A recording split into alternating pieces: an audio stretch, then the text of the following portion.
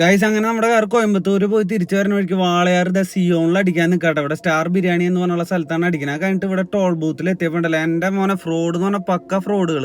ആദ്യം തന്നെ വന്നപ്പോ ഇത് തുറക്കണില്ല കേട്ടോ. അവർ കാശ് വേണമെന്ന് പറഞ്ഞു, 160 രൂപ വേണമെന്ന് പറഞ്ഞു.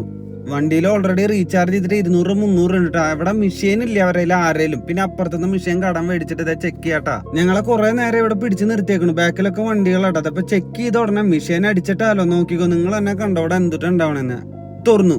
ഇതിന്റെ അർത്ഥം എന്താ, അയാൾ ഇതൊക്കെ കൈകൊണ്ട് കാണിച്ച് നിർത്താനാണ് പറയണത്. അയാൾ വണ്ടി ഇവിടെ നിർത്തിക്കോ, മാറ്റിയിടാനും പറഞ്ഞു. അങ്ങോട്ട് അവര് നമ്മുടെ അടുത്ത് പറയാൻ ഉദ്ദേശിച്ച കാര്യം ഇത് മെഷീൻ വഴി തുറന്നതല്ല, അത് ഓട്ടോമാറ്റിക് ഞങ്ങൾ തുറന്നതാണെന്നാണ് പറയാൻ വന്നത്. എന്തൊരു ഫ്രോഡുകളല്ലേ, വൃത്തിയായിട്ട പരിപാടി. പിന്നെ 160 രൂപ വേണമെന്ന് പറഞ്ഞു ഞങ്ങളുടെ അടുത്ത്. ഫ്രണ്ടിലേക്ക് ലെഫ്റ്റ് സൈഡിലേക്ക് മാറ്റിയിടാൻ പറഞ്ഞു. ഞങ്ങൾ ലാസ്റ്റ് വഴക്കായി, മാറ്റിയിട്ടില്ല, ഞങ്ങൾ ഓൾറെഡി ഇത് തുറന്നതല്ലേ എന്ന് പറഞ്ഞിട്ട്.